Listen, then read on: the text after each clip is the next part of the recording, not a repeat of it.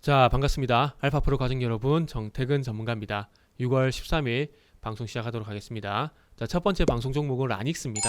그리고 방송 말미에는 히든 종목이 공개가 됩니다. 방송 끝까지 시청을 부탁드리고요. 방송 보시고 난 이후에는 좋아요, 구독 부탁드리도록 하겠습니다. 자, 그러면 시작 한번 해보도록 할게요. 화면 바로 보시면서 말씀 좀 드려보도록 하겠습니다. 자, 라닉스 오늘 모트렉스도 아마 생각보다 시세가 강한 걸로 제가 알고 있거든요. 모트렉스 오늘 상한가네요. 자, 지금 보게 되면 오늘 시장이 코스피가 무려 2.9%나 하락을 하고요. 그리고 코스닥 같은 경우는 3.34% 하락을 하고 있습니다. 오늘 같은 장세에서 뭐 2.8% 정도 하락은 상당히 좀 양호하다라 봐야 되겠죠. 그리고 지난주 금요일날 22%가량 상승이 나오고 난 다음에 현재 2.9%가량 조정이기 때문에 하락인데, 이거는 뭐 지난주 금요일 상승에 의한 조정 이렇게 보셔도 무방할 것 같다라는 말씀 드리고 싶고, 그리고 항상 제가 말씀드리지만 좋아하는 패턴이죠. 거래량이 없어요. 거래량이 거의 없다가 갑자기 대량 거래 수반되게 되면서 변동성 커지죠. 자, 이게 첫 번째 조건이라고 말씀드렸어요. 항상 거래량이 없다가 대량 거래가 발생이 되고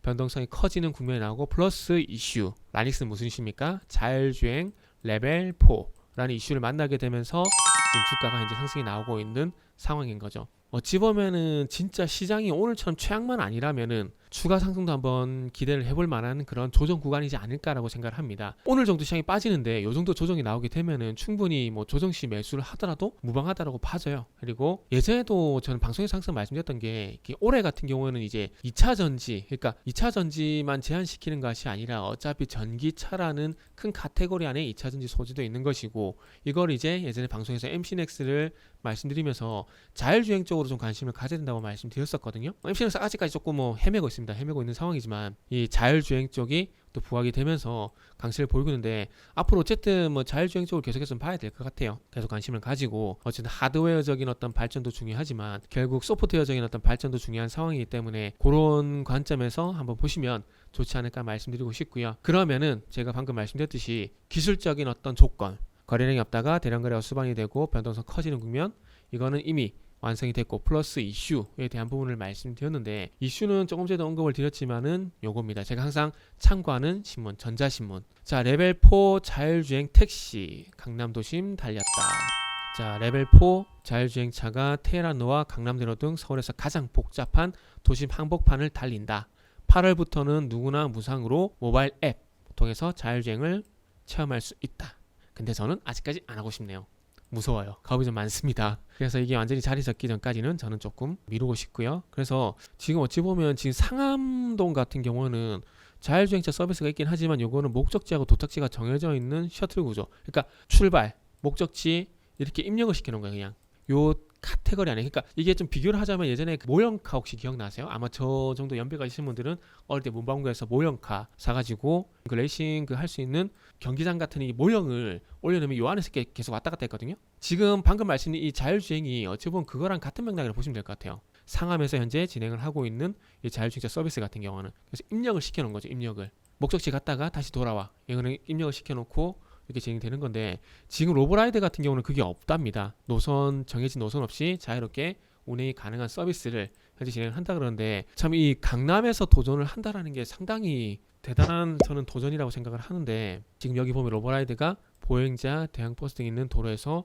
스스로 차로 변경, 좌우 회전, 유턴 등을 할 수 있다. 기존 마포구 상암 등지에서 운행되고 있는 자율주행차가 셔틀버스 형태라면은 로보라이드는 정해진 노선 없이 실시간 교통 상황에 따라 자유롭게 경로를 바꾸고 운행하는 모빌리티. 그러니까 지금 상황을 좀 보시면은 말 그대로 강남 안에서 목적지를 찍어주게 되면은 도로 여건 상황에 따라서 이렇게 자유롭게 자기가 알아서 돌아다닌다는 겁니다.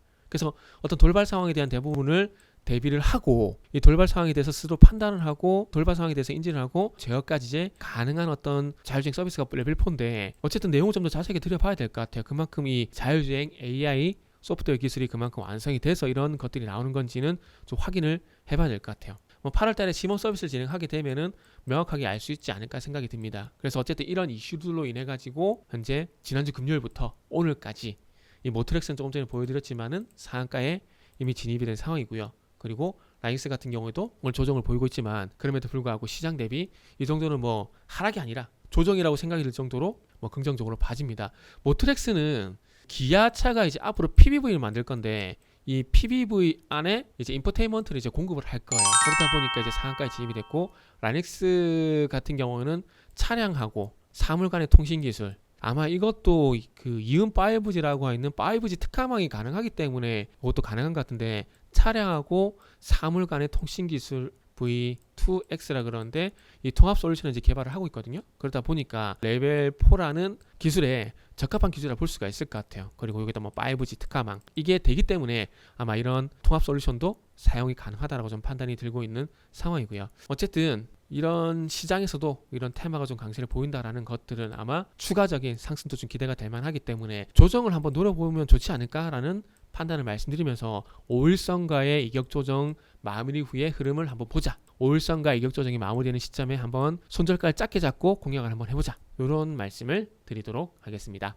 자, 이어서 히든 종목을 보도록 할게요. 자, 히든 종목입니다. 히든 종목도 지금 차트상 보게 되면은 항상 하락의 출발점 뭐라 그랬죠? 데드 크로스 나왔습니다. 그러고 난 다음에 21선 저항, 그러면서 5일선과 21선 이격이 벌어지게 되면서 하락이 나오다가 이만한 부분에서 좀 골든크로스 났어요. 그런데 골든크로스 이전과 그리고 골든크로스 이후에 거래량을 보게 되면은 거래량의 차이가 거의 없어요. 그죠? 그러다 보니까 상승이 좀 밋밋한 거예요. 하락도 나왔고. 그런데 최근에 다시 골든크로스가 나게 되면서 또 밋밋한 모습이 나올 뻔했는데 다시 상승이 나왔어요. 상승이. 거래량을 동반한 상승이 나오게 되면서 상승으로 갈 만한 흐름이 현재 완성이 된 거죠.